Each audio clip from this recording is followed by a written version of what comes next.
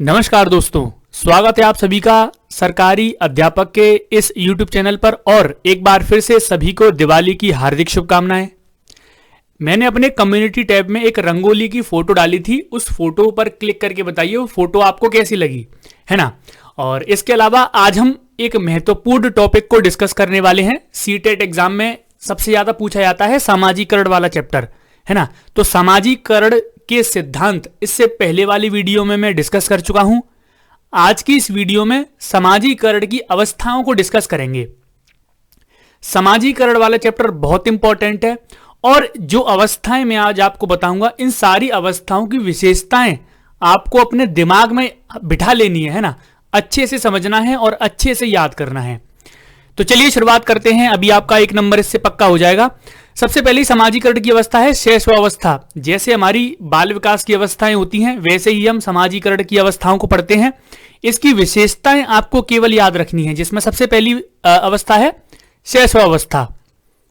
शैशवावस्था की सबसे पहली विशेषता है कि इस अवस्था में बालक अपने माता पिता पर निर्भर रहता है। जो बच्चे का सामाजिकरण है वो किस पर डिपेंड रहता है? अपने माता पिता पर। ठीक है, तो ये बात हम पहले भी डिस्कस कर चुके हैं, नॉर्मल सी बात है। दूसरा है, प्रथम वर्ष तक बच्चे में शर्मीलेपन के भाव दिखते हैं तथा वह दूसरों का ध्यान अपनी ओर खींचने का प्रयास करता है। तो ये इस अवस्था की सबसे बड़ी विशेषता है। इस अवस्था में बच्चे में शर्मीलापन दिखता है और वो दूसरों का ध्यान अपनी ओर खींचना चाहता है।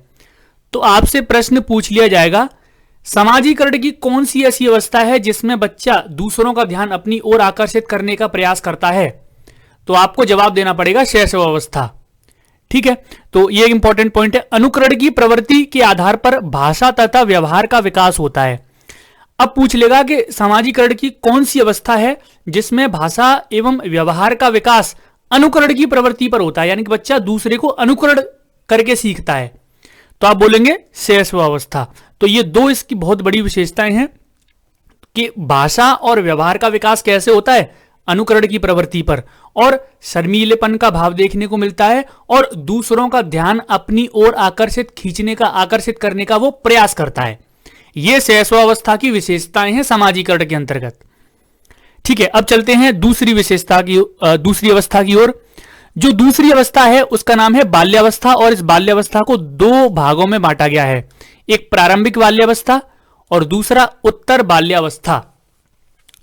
अगर इनका समय पूछा जाए तो समय इनसे नहीं पूछा जाएगा। बाल विकास की जो अवस्थाओं का जो समय रहता है 0 से 6 वर्ष, 6 से 12 वर्ष, 12 से 18 वर्ष, नॉर्मली वही समय हम इसमें लगाते हैं, लेकिन इसमें विशेषताएं आपको याद करना बहुत जरूरी है। अब चलते हैं प्रारंभिक बाल्यावस्था की ओर। दूसरी अवस्था है प्रारंभिक बाल्यावस्था, जिसमें क्या होता है, बच्चों में आक्रामकता की प्रवृत्ति देखने को मिलती है। तो याद रखेंगे बच्चे एग्रेसिव हो जाते हैं इस अवस्था में, तथा नाराज होने की प्रवृत्ति पाई जाती है, आपस में झगड़ने की प्रवृत्ति पाई जाती है। तो जो एग्रेसिवनेस वाले टॉपिक हैं वो सारे इस अवस्था में देखने को मिलते हैं। आक्रामकता, नाराज होना, लड़ना, झगड़ना, ये विशेषताएं किस अवस्था में पाई जाती हैं बच्चे में? प्रारंभिक बाल्यावस्था में। माता पिता के निर्देशों को इनकार करने की प्रवृत्ति भी पाई जाती है। इस अवस्था में क्या है, बच्चा स्कूल जाने से मना करने लग जाता है ना, जिद करने लग जाता है। तो माता पिता के जो भी निर्देश हैं उनको इनकार करने लग जाता है। किस अवस्था में? प्रारंभिक बाल्यावस्था में। सहानुभूति दिखाने लगता है, सहयोग की भावना का विकास इस अवस्था में उसमें हो जाता है। ठीक है, ये भी आप याद रखेंगे। और जिज्ञासा की प्रवृत्ति भी उसमें पाई जाती है, यानी कि चीजों को जानने की इच्छा उसमें काफी ज्यादा इस अवस्था में देखने को मिलती है। तो ये प्रारंभिक बाल्यावस्था की विशेषताएं हैं। सारी विशेषताओं को रट लेना है आपको एक एक करके। ठीक है, इसके बाद है जो दूसरी अवस्था है, उसके दो भाग हैं, जिसमें पहला है प्रारंभिक बाल्यावस्था और दूसरा है उत्तर बाल्यावस्था। उत्तर बाल्यावस्था में क्या है, अन्य लोगों के विचारों और सुझावों को स्वीकार करने की प्रवृत्ति पाई जाती है। इसमें क्या है, दूसरों की सुनने लगता है, वो दूसरों के जो भी विचार हैं उनको अपनाने लगता है। प्रतियोगिता की भावना का विकास हो जाता है, यानी कि प्रतियोगी एक तरह से कंपिटिटिव हो जाता है बच्चा, यानी कि दूसरे से कंपटीशन करने लगेगा, प्रतियोगिता के लिए हमेशा तैयार रहेगा। सहानुभूति की भावना का विकास इसमें हो जाता है, सहानुभूति दिखाने लगता है बच्चा। पक्षपात और भेदभाव की प्रवृत्ति भी इस अवस्था में बच्चे में आ जाती है, तो पक्षपात करने लग जाता है, भेदभाव करने लग जाता है ना। तो ये सारी चीजें किसमें होती हैं? उत्तर बाल्यावस्था में। ठीक है, याद रखेंगे एक एक विशेषता। हम पढ़ रहे हैं सामाजिकरण की अवस्थाएं, जिसमें जो दूसरी अवस्था है बाल्यावस्था, उसको दो भागों में बांटा गया है, प्रारंभिक बाल्यावस्था और उत्तर बाल्यावस्था।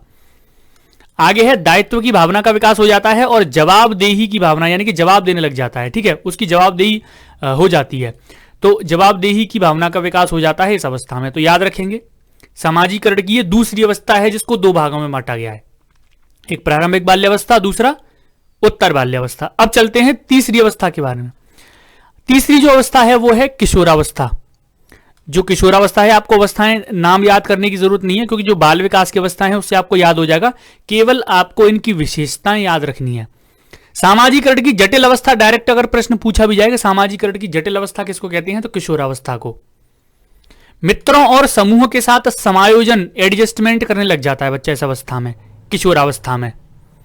विश्वास मजबूत वाली बात अगर कहीं पर आए कि बच्चों पर अपने साथियों पर विश्वास हो जाता है, उसको विश्वास दृढ़ हो जाता है, विश्वास मजबूत हो जाता है, तो वो कौन सी अवस्था है, किशोरावस्था। समलिंगी आकर्षण का भाव इस अवस्था में रहता है। सामाजिक सूझबूझ का विकास भी इस अवस्था में हो जाता है। और एक डेफिनेशन है छोटी सी, जोसेफ के अनुसार एक डेफिनेशन है कि अधिकांश किशोर ऐसे लोगों को मित्र बनाना चाहते हैं जिन पर विश्वास किया जा सके, जिनसे खुले मन की बात की जा सके, है ना। तो ये छोटी सी परिभाषा है, आप याद रखेंगे किसकी है, जोसेफ की है। ये सामाजिकरण की तीन अवस्थाएं थी। अब सामाजिकरण वाले चैप्टर से एक प्रश्न आया था प्रीवियस पेपर में, तो वो प्रश्न मैं आपसे पूछता हूं जिसका जवाब आप लोग सब कमेंट सेक्शन में देंगे, ठीक है। और इसके अलावा जिसको भी सीटेट परीक्षा के लिए बुक्स चाहिए वो चाक्षु पब्लिकेशन की बुक्स खरीद सकता है, ठीक है। इसके लिए फ्लिपकार्ट, अमेजॉन वगैरह के लिंक डिस्क्रिप्शन में मैंने दे दिए हैं, आप देख सकते हैं। इनकी एक संपूर्ण गाइड बुक भी आती है। इसके अलावा अलग अलग सब्जेक्ट्स की अलग अलग बुक भी आती हैं। इसके अलावा इनका देखिए प्रैक्टिस सेट भी आता है, तो प्रैक्टिस करनी है तो आप प्रैक्टिस सेट भी खरीद सकते हैं, ठीक है। तो नए सीबीएसई का जो नया पैटर्न है और नए पैटर्न के अकॉर्डिंग ही ये बनाई गई हैं, ठीक है। चलिए आगे बढ़ते हैं। प्रश्न में आपसे पूछता हूं, प्रश्न ये है कि सामाजिकरण एक तरह से पूछा गया है कि क्या है। पहला ऑप्शन, सामाजिक मानदंडों में परिवर्तन, शिक्षक एवं पढ़ाए गए के बीच संबंध, समाज के आधुनिकीकरण की प्रक्रिया, या फिर समाज के मानदंडों के साथ अनुकूलन। बताएंगे आप सामाजिकरण क्या है। ऑप्शन ए सही है, बी सही है, सी सही है या फिर डी सही है। इसका जवाब आप लोग देंगे नीचे कमेंट सेक्शन में, ठीक है। जिनके जवाब सही होंगे मैं वहां पर उनको लाइक कर दूंगा, ठीक है। चलिए, ये सामाजिकरण की विशेषताएं थी। उम्मीद करता हूं आपको ये वीडियो पसंद आई होगी। छोटा सा टॉपिक आपको पसंद आया होगा और समझ में भी आया होगा। अगर आपको यहां से कुछ भी सीखने को मिला है तो इस वीडियो को आप लाइक जरूर करेंगे, शेयर जरूर करेंगे, और मिलते हैं आपसे नेक्स्ट वीडियो में। दोस्तों अभी के लिए इतना ही, धन्यवाद।